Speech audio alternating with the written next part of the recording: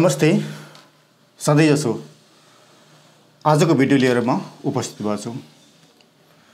आजको टपिक मैले monetary policy के हो र हिजो अस्ति तपाईले गभर्नमेन्टको स्टेटमेन्ट सुन्नु होला नि।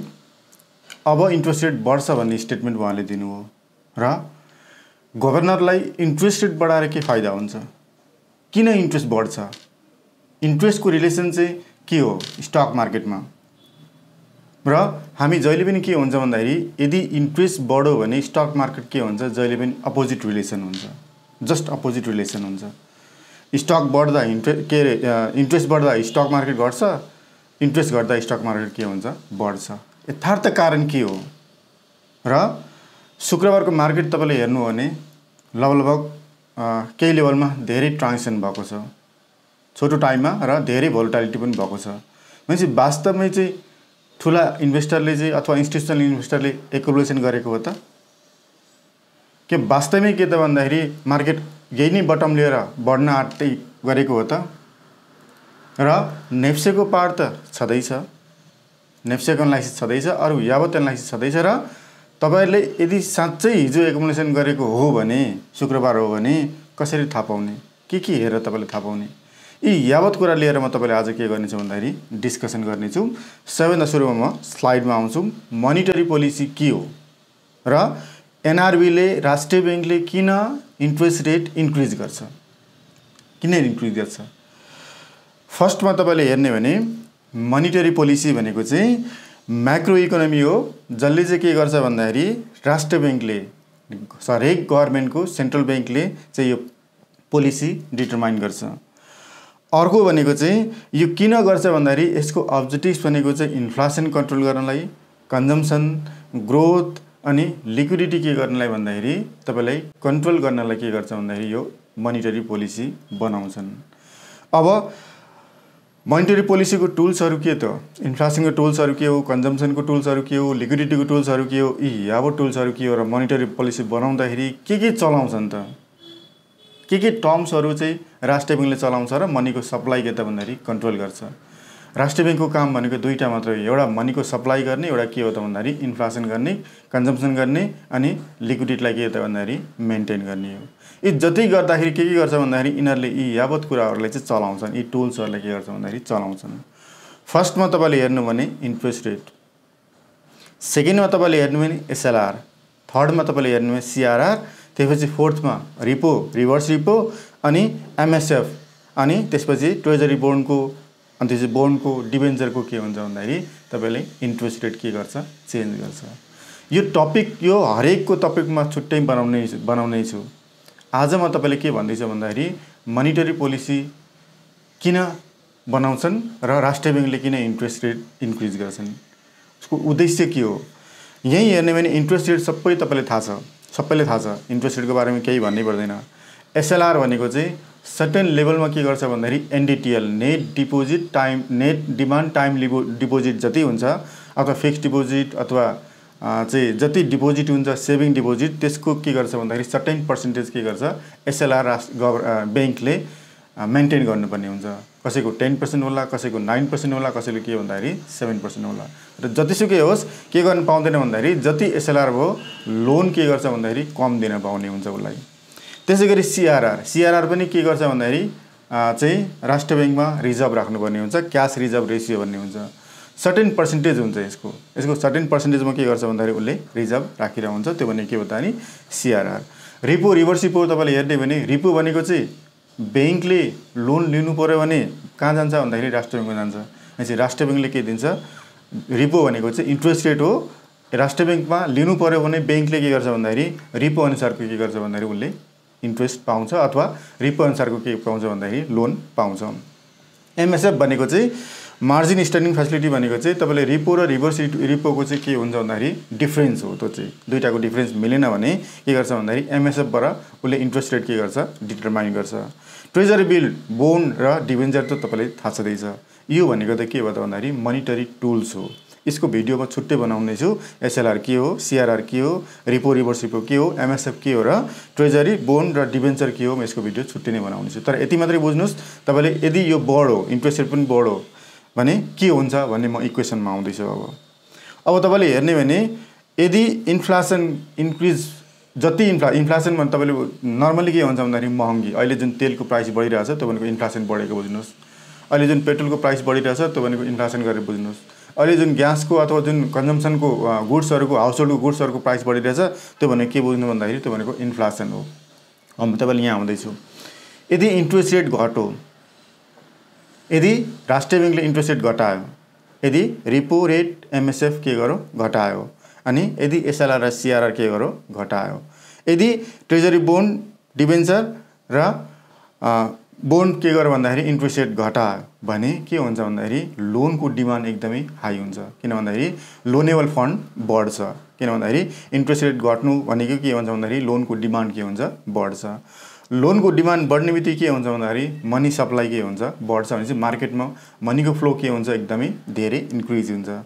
मनीको फ्लो इन्क्रिज हुने बित्तिकै के हुन्छ भन्दाखेरि गुड्स अफ डिमान्डको गुड्सको डिमान्ड के हुन्छ भन्दाखेरि इन्क्रिज हुन्छ र गुड्सको डिमान्ड इन्क्रिज हुने बित्तिकै के हुन्छ भन्दाखेरि प्राइस अफ गुड्स के हुन्छ इन्क्रिज हुन्छ भनेपछि प्राइसमा के हुन्छ यो धेरै प्राइस के हुन्छ इन्क्रिज हुन्छ र प्राइस इन्क्रिज हुने भनेको के त भन्दाखेरि इन्फ्लेसन इन्क्रिज गर्नु हो। यदि इन्फ्लेसन इन्क्रिज गर्यो भने हाम्रो मनीको भ्यालु अफ मनी के हुन्छ भन्दाखेरि डिक्रिज हुन्छ। यो भनेको चाहिँ इकोनोमीको इक्वेसन हो। त्यसैले गर्दाखेरि यो टर्म्सहरु के गर्छ भन्दाखेरि राष्ट्रिय बैंकले चलाउँछन्। अब अझ म एक्जाम्पल तरिकाले तपाईले भन्छु सिम्पल यो बुझ्ने तरिकाले तपाईले भन्ने भने एकजना नेपाली सिटिजन जो बाहिरबाट कमाएर के गरेछन् भन्दाखेरि नेपाल आउँछन् जो बाहिरबाट धेरै वर्ष कमाएर के गर्नुहुन्छ भन्दाखेरि उहाँहरु नेपाल आउनुहुन्छ। उहाँहरु नेपाल आउँदाखेरि के हुन्छ भन्दाखेरि 1 मन्थसम्म उहाँसँग के हुन्छ पैसा हुन्छ गोजीमा के हुन्छ पैसा हुन्छ।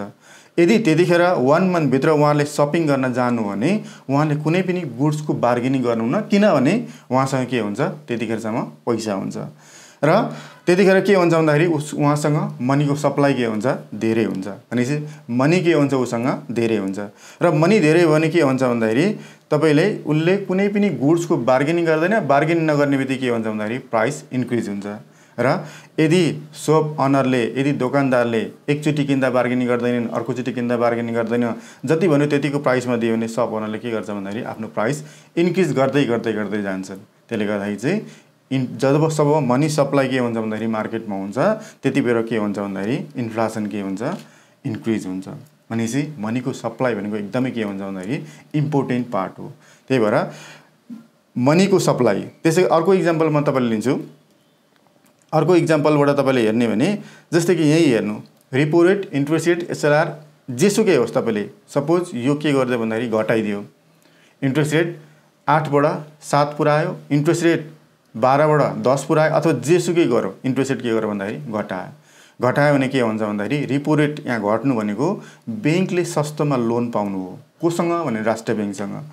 बैंकले सस्तोमा लोन पाउनु भनेको चाहिँ उले हामी जस्तो इन्डिभिजुअललाई के दिने भन्दाखेरि सस्तोमा लोन दिन सक्छ। भनेपछि हामीले लोन इन्ट्रेस्ट सस्तोमा दियो भने हामी के गर्छ भन्दाखेरि धेरै पर्सनल लोन लिन्छौं धेरै के गर्छ भन्दाखेरि रियल एस्टेटको लोनहरु हामी के गर्छ भन्दाखेरि लिन्छौं।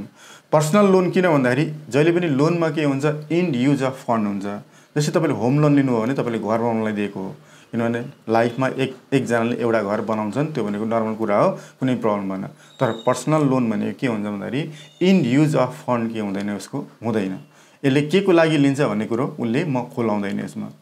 भनेपछि यस्तो लोनहरु के हुन्छ भन्दाखेरि इन्क्रिज हुन्छ। यस्तो लोन इन्क्रिज गर्ने बित्तिकै के हुन्छ भन्दाखेरि जब तपाईसँग गोजीमा पैसा हो भने र इन्ट्रेस्ट रेट जबसम्म तपाईले गोजीमा पैसा हो भने के हुन्छ भन्दाखेरि तपाईले अघि मैले एक्जाम्पल दिए नि तपाईले कुनै पनि गुड्सको के गर्नु न बार्गेनिङ गर्नु न। त्यसले गर्दा के हुन्छ demand of goods and price के हुन्छ इन्क्रिज हुन्छ। इन्क्रिज हुँदाखेरि के हुन्छ भन्दाखेरि इन्फ्लेसन इन्क्रिज हुन्छ र इन्फ्लेसन के हुन्छ भन्दाखेरि इन्क्रिज भएपछि के हुन्छ हाम्रो मनीको सप्लाई के हुन्छ हामी डिक्रिज हुन्छ हामीको भ्यालु अफ मनी के हुन्छ डिक्रिज हुन्छ। भनेपछि अब तपाईले भन्नुस् राष्ट्रिय बैंकले किन इन्ट्रेस्ट रेट बढाउँछ भन्दाखेरि हाम्रो इन्फ्लेसन कन्ट्रोल गर्नलाई इन्ट्रेस्ट रेट बढाउँछ मनीको सप्लाई कन्ट्रोल गर्नलाई बनाउँछ। तर हामी के सोच्छौं भन्दाखेरि इन्ट्रेस्ट रेट बढ्ने बित्तिकै हामी स्टक मार्केटमा हामी जति छौं हामी के गर्छौं एकदमै नेगेटिभ लिन्छौं।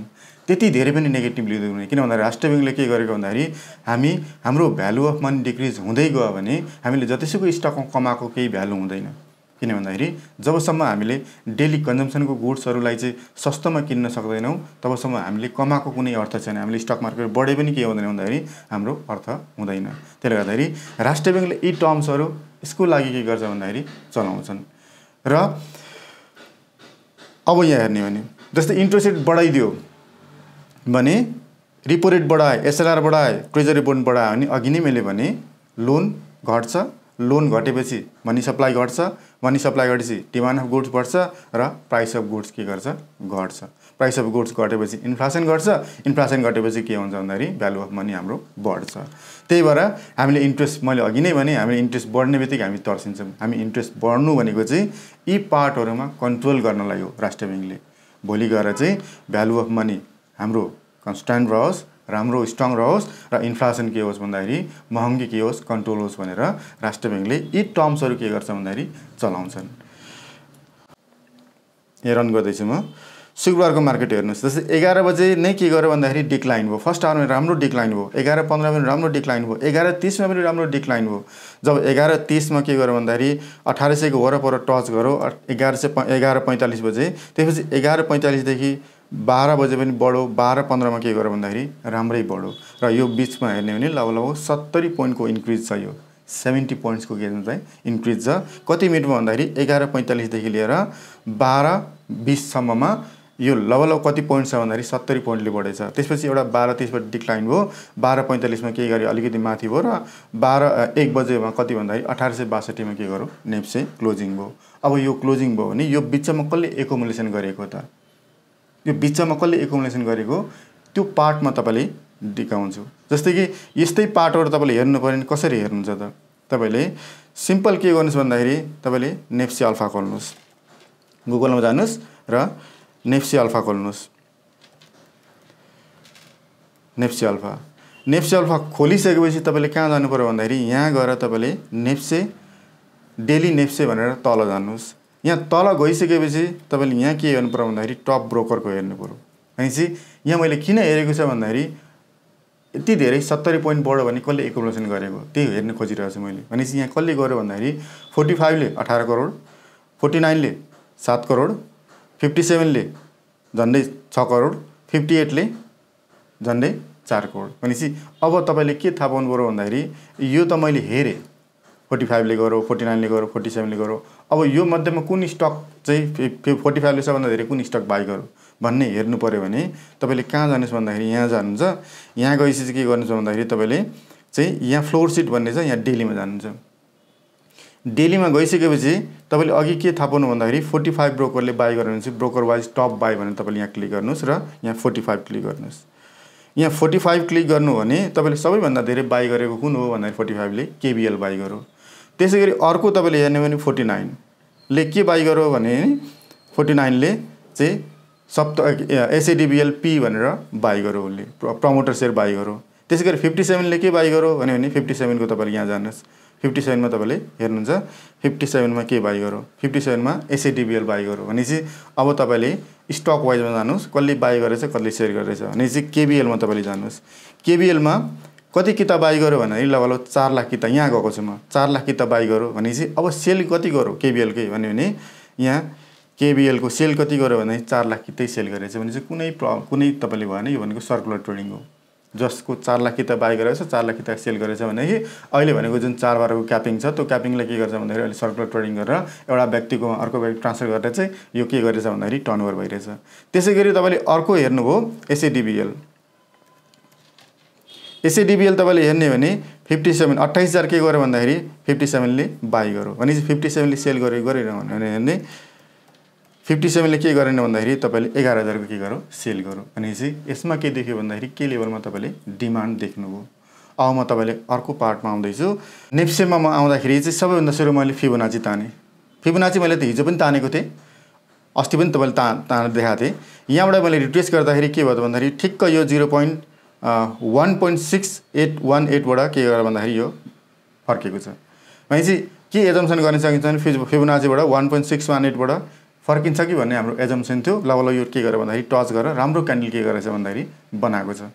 अब तपाईँले सँगसँगै जाने भने अब क्यान्डल वाइज तपाईँलाई जाँदैछु। जस्तै कि क्यान्डल वाइज तपाईँले ट्रेडिङ गर्नु पर्यो भने हिजो क्यान्डल भनेको इन्डिसियन क्यान्डल बनाएको छ, एकदमै के त भन्दाखेरि डिमान्ड र सप्लाईको झगडा भएको छ र राम्रो क्यान्डल अस्तिको क्यान्डल के गरेछ बनाएको छ। भनेपछि तपाईँले बाई नै गर्नु पर्यो भने 1890 भन्दा माथि क्लोजिङ नदिकन तपाईँले के गर्नु भन्दाखेरि बाई गर्नु भएन।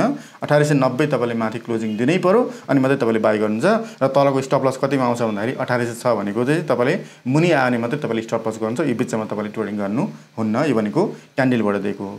त्यसै गरी तपाईँले हेर्ने भने बोलिङ्गर ब्यान्डले लोवर ब्यान्ड भन्दा छुट्टेर माथि गएको छ भने चाहिँ तपाईँले जबसम्म मिडल ब्यान्ड ब्रेकआउट हुँदैन, जबसम्म सुपर टेन ब्रेकआउट हुँदैन तपाईँले टेक्निकली बाई दिँदैन। डिमान्डमा तपाईँले हेर्ने भने डिमान्ड त्यति धेरै डिमान्ड आएको देखेको छैन। सप्लाई के गरेछ भन्दाखेरि त्योबाट भएको छ। एमएससीले कुनै बाई दिएको छैन। इचिमोको क्लाउडले तपाईँले न कन्भर्जन लाइन ब्रेकआउट दिएको छ, न बेस लाइन ब्रेकआउट दिएको छ, बाई दिएको छैन। एमएफआई माथि गइसकेपछि तपाईँले बाई गर्नु भने एमएफआई सिसिआईबाट भनेपछि तपाईँले ट्रेन्ड लाइनबाट हेर्ने भने तलको पोइन्ट टच गरेछ, एउटा माथि बाउन्स हुन्छ कि भन्ने एउटा के हुन्छ भन्दाखेरि एजम्सन हुन्छ। भनेपछि ट्रेन्ड लाइनबाट इन्डिकेटरबाट सबै इन्डिकेटरबाट तपाईँले कुनै पनि इन्डिकेटर लेभलबाट तपाईँले आज पनि के गरेछन् भन्दाखेरि तपाईँले बाई दिएको छैन। र क्यान्डलबाट तपाईँले ट्रेड गर्नु पर्यो भने तपाईँले के गर्नुहोस् भन्दाखेरि 1890 भन्दा माथि गएपछि मात्रै के गर्नुहोस् भन्दाखेरि ट्रेड गर्नुहोस्। हस् त आजलाई यति नै। नमस्ते।